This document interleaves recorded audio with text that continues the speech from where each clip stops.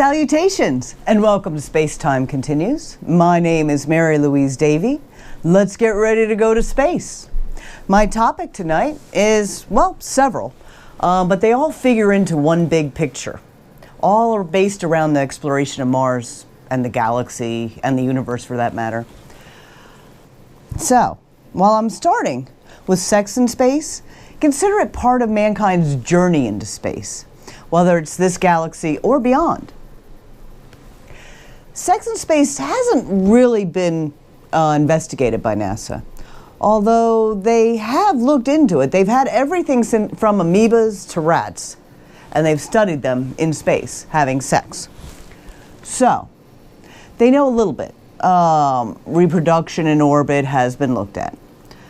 So is getting pregnant while in space. Gestation part of the time in space. All these things have been looked at with rats to amoebas, or amoebas to rats, however, whatever way you want to go. And, okay, I mean, they don't know much about humans, but then NASA's not really in the settling down business. So, radiation's a fact of life in space. The subatomic particles move quickly, potentially bombarding the DNA. The resulting damage? Genetic mutation, instructions to changes to the instructions in a strand of DNA, a predisposition to cancer, and a multitude more of problems that can ensue. So, here on Earth, you and I, we're protected by this magnetic field that Earth has from about 99% of the radiation. So we've got it pretty easy down here, but not in space. And the day is coming that NASA's going to have to take a deeper look, because they're going to become more about settling in space than they are about, adventures in space. So, okay. So what do we know about the current population of astronauts? Well, if we want to put this to sex in space, well, we know we have 10 to 12% of the astronauts are female. And of that 10 to 12%, well, most of them are in their 30s, mid to late 30s.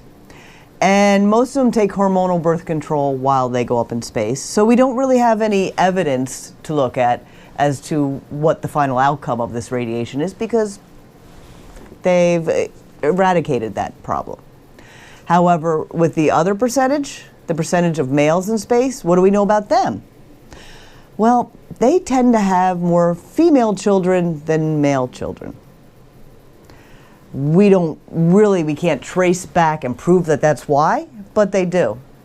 And just a side note, wouldn't it be really cool if that turned out to be important to the universe, having female children and not male children?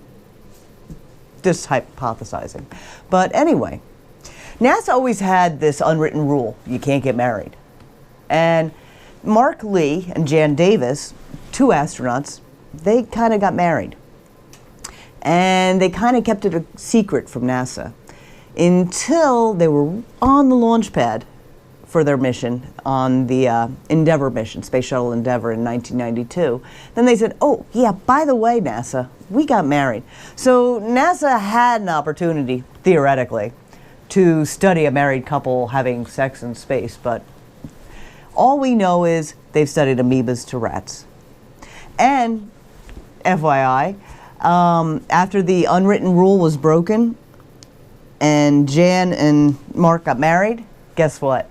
They made that unwritten rule written. No one could get married. So, that's the way it becomes. So, think about this scenario. What about we send people to Mars? We send them in groups of 5. So, we've got 20 people there now. We're going to send the next 5, and a rogue planet comes flying through the Milky Way galaxy and straight towards Earth, takes out. Now, the only human species left are on Mars. But are they able to have children? Can they continue the human population? Can we still exist in the universe? Not really sure. Don't know. Have you ever heard of NASA's Special Projects Group? They do all these projects that are outside of the box. The thinking that is just like, that's kind of far out, but that sounds almost like it would work. Well, they work on that stuff. And they've been working on this radiation shield. Now, this is really cool. This radiation shield, it's they have these, it's an electrostatic radiation shield. It consists of positively charged inner spheres and negatively charged outer spheres. Now, the screen net is connected to the ground. So it's not really that far out. It just kind of makes sense to me, actually. I mean, think about it. You got a charge one way, you got stuff coming with a charge, the radiation, it hits that and it goes back. We have always tried to stop radiation, just block it. We never tried to repel it. It seems like the more obvious choice. So we can use that on the moon. Hey, why don't we take it with us to Mars? So there's something we can use on Mars as well. Very cool, don't you think?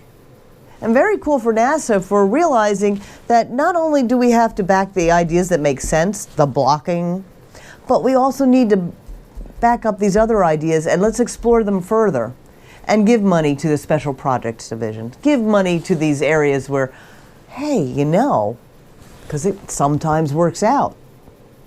On the positive side, NASA has developed a radiation shield for astronauts. It covers the entire chest area. And it's due to be tested on the trips to the moon, especially the EM-1, when we go out in the test, out past the magnetic shield of Earth and back. Now, as you can see by the pictured shields, they protect basically this area, the main area.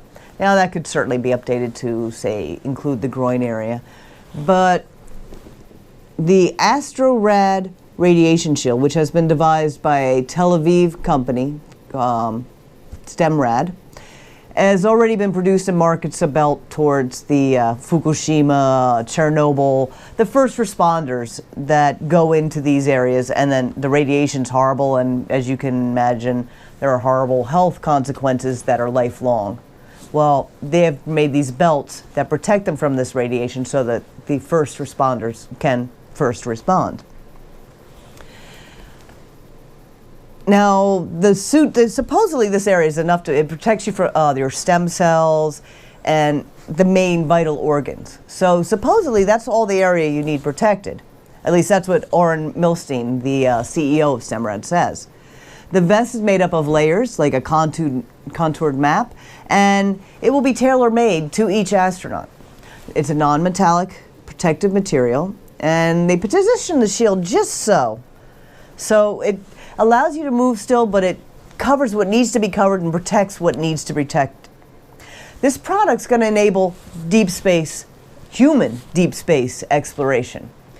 So that's good, right? Concept's been proven in a laboratory and in simulations, but it's really going to get the final seal of approval where they'll be 100% sure, because we want them to be 100% sure. If it's going on humans going out further into space, we really want to know that we did protect them. So we will know. Now, for those of you who want to know details, STEMRAD was formed in December 2011 by Dr. Oren Milstein and Daniel Levitt. They were inspired to start this due to the acute radiation syndrome. It was an illness that was because of all the first responders going into Chernobyl and to Fukushima. So it was fueled by a sense of urgency and due to the growing nuclear threat that the state of Israel was facing. So this is why they started, and this is why we now can have a shield to go into space and a shield that will protect us from radiation. We've got these humans. We don't know if they can procreate, but we know now we're protecting them. We got the shield that's protecting them. So there's lots of cool stuff going on. Really, really cool stuff. See, the sex and space thing isn't really the whole topic. It's really, you gotta mix it in and accept all of the topic.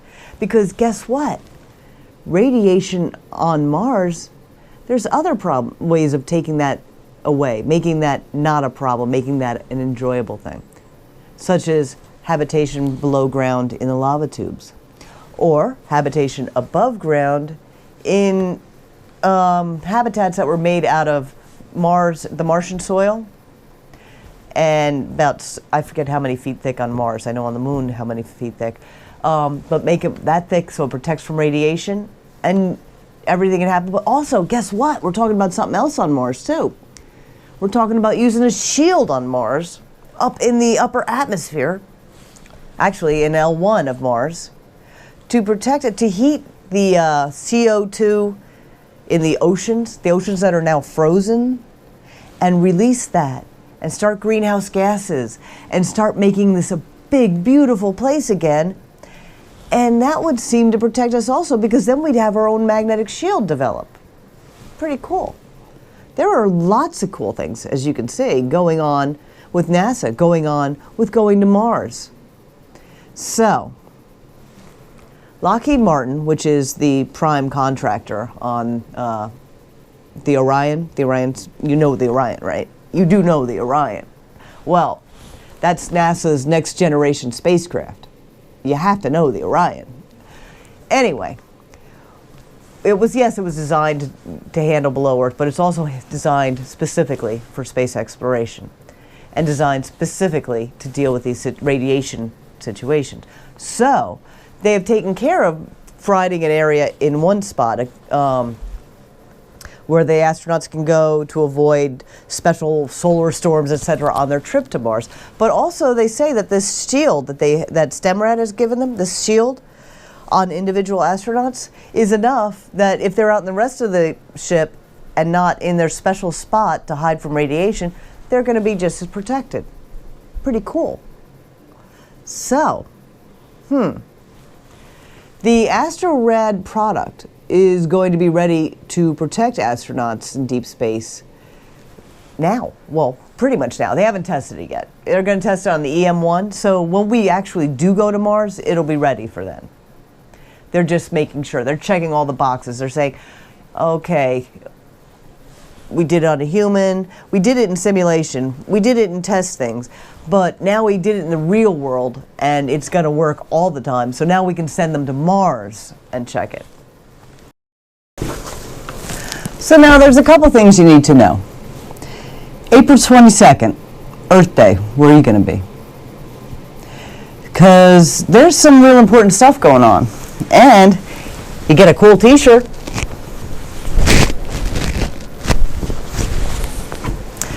The March for Science is taking place in New York, LA, Washington, D.C., and all sorts of satellite locations, Arizona. Basically, go to their website, go to the http://marchforscience.com, and you can get yourself a t-shirt, long sleeve, short sleeves, whatever you want. But think about this. Science has always been there for us. We need to be there for science. There's a lot about it. Like, science is not Republican, it's not Democrat, it's not independent, it's not communist. Science just is. Science is flowers. Science is the pollination of those flowers. Science is everything from weather to space weather, from gravity to... Science is all the cool stuff. And we need to support science, because science is a fact. And we just need to shout the importance of that fact. So hopefully you'll join me. I'm going to be in the March for Science LA. So again, get your shirt and take part in the march. Now let me just finish up with a couple of things that I just thought was interesting. First of all, the picture, proof of alien life or just a strange rock. Many of the pictures that have been sent back by this is spotted by the Mars Reconnaissance Orbiter, but Curiosity, all these different pictures that have come back. One was looked like a spoon, but it was rock. One looked like a lady, but it was rock. So this one looks like a huge tower on the surface of Mars. It was spotted by, as I said, the Mars Reconnaissance Orbiter. Some claim it looks like the top of a tower, and you can see a bit of a shadow from it. But they think alien life, maybe. But we think no. The spheres seem to have formed when molten rock was sprayed into the air by a volcano or a meteor impact. So there you go. Coming up next week, SpaceX is going to reuse, you know those reusable rockets that they taught them how to come back home afterwards, that stage? Well, guess what? Now they're going to use it. So this one's going to be a really cool one, because this one is actually, it was used in April 2016 to complete its first resupply mission of the International Space Station, including the Bigelow habitat, actually. It made history that time on its way back when it landed this one perfectly. So now this one will, of course, be the first one to be reused. Everything goes in full circle. And another thing, Curiosity's wheels are taking some significant damage from the Martian terrain. NASA checks on it frequently. It makes Curiosity take selfies, various selfies at different angles of the wheels, etc. And it's noticed quite a large amount of damage to it, but, you know, it's to be expected. Space elevator, that's my topic for next time. That's one of my topics, but it's the one I love the most, so I've loved this topic since I don't know when. They think about it, entrepreneurs and businessmen alike and just space elevator aficionados have been waiting for the 2018 era because they were waiting for the space elevator. Doesn't look like Earth's going to have a space elevator following that timeline. However, we're going to take a look at not just space elevators on Earth. Sure, we're going to look at that, but that's actually going to be just the intro to it. We're going to look at how we're most likely and almost definitely going to need a space elevator on the moon, and it would be easy, actually, and it would take nothing that we don't already have. Nothing new we have to configure. I mean, we could eventually make it bigger or better or do all this, but we can go right up to cislunar space. And since we're going to do all this Mars stuff in cislunar space, why not have an elevator to the cislunar space from the moon? And then we're going to look at a space escalator of sorts. It's basically using certain technology, but expected, because they have Phobos and Deimos, or Deimos and Phobos, depending how you look at it. I was thinking a space escalator. Sort of, one could take off a little bit of the weight of the other, and you could drop down your cargo, your supplies. You could have your ship waiting for you. It's all planned out. I've got all the diagrams, everything to show you, because actually the space escalator was something I developed for a book on Mars, on a Mars adventure, a space adventure, but I had to switch over to target Mars. And so I'm not exactly using the same data for that book that I had created in the one book. But I thought, hey, we probably are going to have one, and I'm going to include that in my talk. So I'll see you next time on Space Time Continues.